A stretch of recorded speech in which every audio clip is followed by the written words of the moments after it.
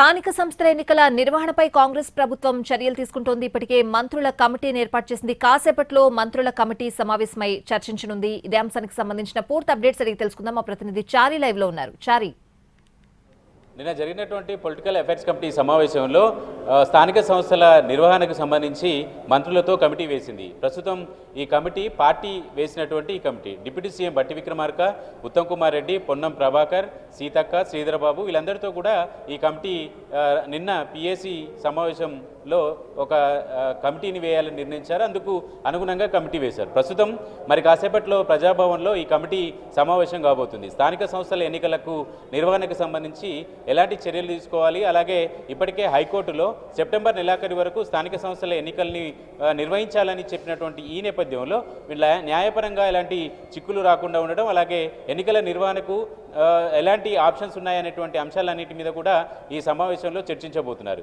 స్థానిక సంస్థల ఎన్నికల్లో 42% బీసీలకు రిజర్వేషన్ ఇవ్వాలని ప్రభుత్వం ఇప్పటికే అనేక రకాల ప్రయత్నాలు చేసింది. ఆ ప్రయత్నాలన్నీ రాష్ట్రపతి దగ్గర పెండింగ్లో ఉన్నటువంటి క్రమంలో ప్రభుత్వం మరే ఇతర ఆలోచనలు ఏవైనా చేయొచ్చా, లీగల్గా 42% ఇవ్వడానికి అనేటువంటి అంశాలన్నింటినీ న్యాయ నిపుణుల్ని సలహాలు తీసుకోవడానికి అడ్వకేట్ జనరల్తో పాటు పంచాయతీరాజ్ జీపీగా ఉన్నటువంటి వాళ్ళని కూడా ఈ సమావేశానికి పిలుస్తున్నారు. 5 గంటలకు ఈ సమావేశం ప్రారంభం కాబోతుంది. ప్రజాభవన్లో జరిగేటువంటి ఈ సమావేశం ఈ కమిటీ 26వ తేదీన పార్టీకి నివేదిక ఇవ్వబోతుంది. కాబట్టి వీలైనంత త్వరగా ఈ వచ్చినటువంటి అభిప్రాయాలన్నింటినీ స్వీకరించడంతో పాటు న్యాయ నిపుణుల సలహాలు సూచనలు కూడా తీసుకొని ఎన్నికల నిర్వహణకు సంబంధించి పార్టీకి ఈ కమిటీ నివేదిక ఇస్తుంది. 29వ తేదీన కేబినెట్ సమావేశం ఉంది. కాబట్టి కేబినెట్ సమావేశం కంటే ముందే పార్టీ వేసినటువంటి కమిటీ కాబట్టి పార్టీకి నివేదిక ఇస్తుంది. దానికి అనుగుణంగానే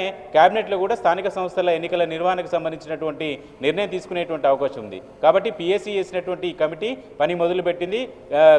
సమయం తక్కువ ఉన్నటువంటి నేపథ్యంలో వీలైనంత త్వరగా ఈ కమిటీ నివేదిక ఇవ్వాలనేటువంటి ఆలోచనతో ఉంది. కాబట్టి ఈరోజు మరి కాసేపట్లోనే సమావేశం జరగబోతోంది.